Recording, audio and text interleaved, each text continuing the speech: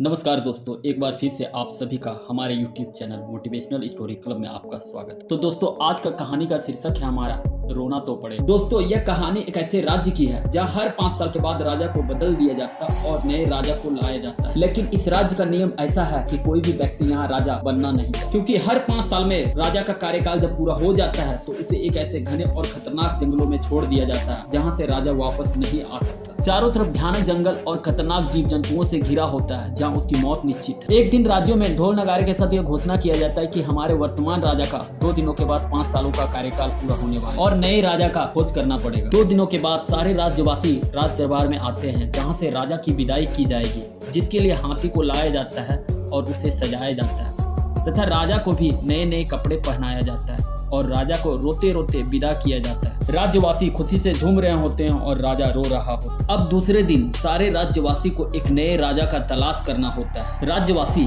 राजा की तलाश में पूरे राज्य में घूमते हैं, लेकिन राजा बनने के लिए कोई तैयार नहीं होता है। राज्य के लोग काफी निराश हो जाते हैं और आपस में सारे लोग विचार करते हैं, क्यों ना हम अपने पड़ोसी राज्य से अपने राज्य के लिए राजा ले आए। अपने पड़ोसी राज्य में सूचना भिजवाता है कि हमें अपने राज्य के लिए एक बुद्धिमान और ईमानदार व्यक्तियों की जरूरत है जो हमारे राज्य का राजा बन सके। एक बुद्धिमान व्यक्ति को पहले से पता होता है उस राज्य का सारा नियम और राजा बनने के लिए तैयार हो जाता है।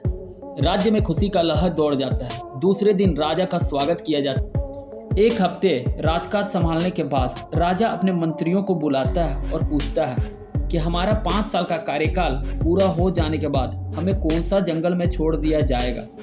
अगले दिन मंत्रियों के साथ उस जगह को देखने के लिए जाता है जहां 5 साल के बाद राज्यवासी उसे भेज देंगे। तो देखता है ये तो बहुत घना जंगल है, यहाँ बहुत ही खतरनाक जीव जंतु और जानवर होंगे।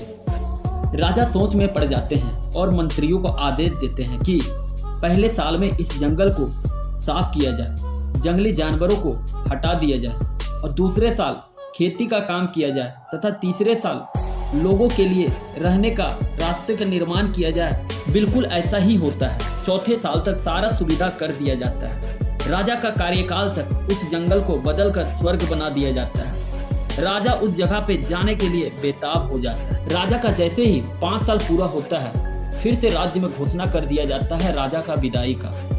फिर से हाथी को बुलाया जाता है। राजा को नए नए कपड़े पहनाए जाते हैं और सारे राज्यवासी राजा को विदा करते हैं। राजा काफी खुश होता है उस नए जगह पर जाने के लिए। राज्य के लोग सोच रहे होते हैं कि आज तक जितने भी राजा का विदाई हुआ वो तो रो रहा होता था, लेकिन ये राजा खुशी से जा रहे हैं। जब सारे राज्यवासी को राजा का सच्चाई पता चलता है तो सारे प्रजा रोने लगते हैं और हंसते हंसते विदा हो जाते हैं राजा।